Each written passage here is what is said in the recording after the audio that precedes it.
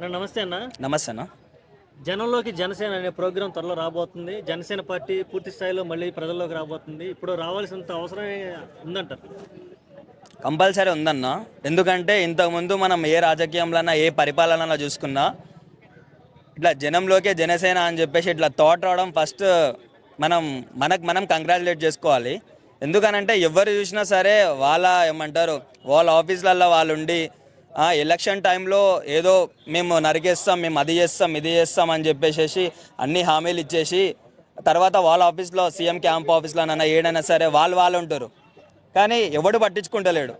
ఇట్లాంటి థాట్ ఇంకా మన పవన్ కళ్యాణ్కి రావడం, నాగబాబుకి రావడం మనం మనం చేసుకున్న అదృష్టం అనుకోవాలి. ఎందుకనంటే జనంలోకి వెళ్తేనే కదా తెలిసేది వాళ్ళ కష్టాలు ఏంటి, వాళ్ళ బాధలు ఏంటి అని చెప్పేసి. ఏదో నేను గెలిపించిర్రు చాలు, నేను ఇంకా 5 సంవత్సరాలు పడుకోవచ్చానంటే అది కాని పని.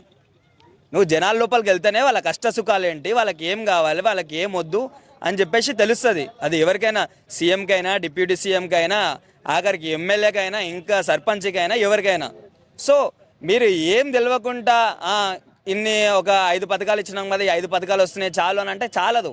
సరే నువ్వు 5 పథకాలు అని చెప్పినావు, నీ 5 పథకాల గురించి వాళ్ళు ఓట్లు వేయలేదు కదా. అరే ఇంకా మా నాయకుడు మా ప్రజల్లోకి వస్తారు, మన ఊరికి వస్తారు, మన వాడకు వస్తాడు, మన రోడ్లు వేపిస్తాడు, అది చేస్తాడు ఇది చేస్తాడు అని వాళ్ళకు కూడా ఉంటుంది. ఇప్పుడు ఎంత అనుకున్నా సరే ఇలాంటిది ఫస్ట్ స్టార్ట్ చేసింది మన కేతిరెడ్డి. గుడ్ మార్నింగ్ అనే ప్రోగ్రామ్తో స్టార్ట్ చేశాడు. ఇప్పుడు ఆయన స్టార్ట్ చేసిన తర్వాత ఆయన వెళ్ళడంలో అక్కడ ఎంత మేలు జరుగుతుంది.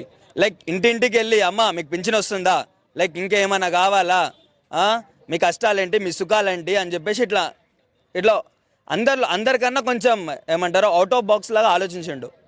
ఇప్పుడు అలా వెళ్తేనే ఒక ముసల్దానికన్నా, ఒక గుడ్డోడి కన్నా, లేకపోతే ఇంకెవరికైనా సరే వాళ్ళకి కావాల్సింది తెలుస్తుంది.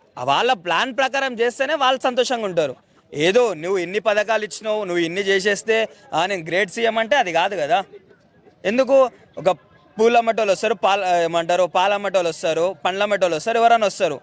అట్లాంటి టైంలో మన కేతిరెడ్డి కూడా లైక్ అమ్మ ఇది తీసుకొని స్కూల్లో పంచండి, లైక్ ఇవన్నీ కూడా ఎంతోమందికి మేలు చేసినట్టే ఉంటుంది కదా. సో జనంలోకి జనసేన అనడం అది చాలా గ్రేట్ ఐడియా అండి. ఎప్పుడైనా సరే టీడీపీ కూటమితో సమస్య వచ్చింది, అందుకనే ముందుగానే జాగ్రత్త పడి ప్రజల్లో ఉందామనే ఉద్దేశంతో చేస్తున్నారా? అలా ఏం లేదన్న. బయట కుక్కలు చాలా వాగుతాయి అన్న. ఇప్పుడు ఇందుకని ఇట్లా చేస్తుండు, వీళ్ళ అన్న వచ్చిండు, అన్నతో ఇట్లా చేపిస్తే ఇంకా బాగా అవుతాడని చెప్పేసి అవన్నీ పవన్ కళ్యాణ్ వాళ్ళకి, జనసేన వాళ్ళకి ఏమి లేవన్న. అరే నన్ను గెలిపించారు, సీఎం అయితేంది, డిప్యూటీ సీఎం అయితేంది, నన్ను గెలిపించారు చాలు, నేను ఈ 5 years నేను ప్రజలకు ఏదో ఒకటి చేయాలి అనే ఒక మైండ్ తోటి, ఒక ఇన్ష్యూర్డ్ థాట్తోనే వాళ్ళు ఉన్నారు. అంతేగాని వాళ్ళ గురించి వీళ్ళ గురించి చేస్తే వాళ్ళలాగానే అయిపోతుంది కానీ సిస్టమ్. పవన్ కళ్యాణ్ ఎందుకని అంటారన్న, మామూలు లీడర్లే అంటారు. పవన్ కళ్యాణ్ అంటే ఒక బ్రాండ్. ఆయన చదువుకున్నాడు, ఇంకా ఆయన బుక్స్ చదువుతాడు. సో అందరితో పోల్చుకుంటే ఆయనకు చాలా ఇంటెలిజెంట్ ఫెలో అని చెప్పేసి మనం చెప్పుకోవచ్చు అన్న. సో దానివల్లనే ఆయన ఏమంటారు ఇలా జనంలోకే జనసేన అని చెప్పేసి తీసుకురావడం జరుగుతుంది అనుకుంటా. ఓకే, రాబోయే ఎన్నికల్లో పూర్తి స్థాయిలో పోటీ చేయడానికి ఇది క్షేత్రస్థాయి పరిశీలన అనుకోవచ్చా, లేదంటే గ్రౌండ్ వర్క్ అనుకోవచ్చా, ఎట్లా చూస్తుంది?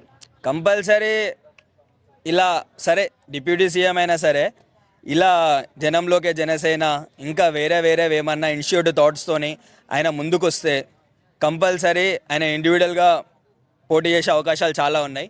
ఇవన్నీ సక్రమంగా అయ్యి పరిపాలన నచ్చితే నెక్స్ట్ 5 yearsలో పవన్ కళ్యాణ్ సీఎం గ్యారంటీ అన్న.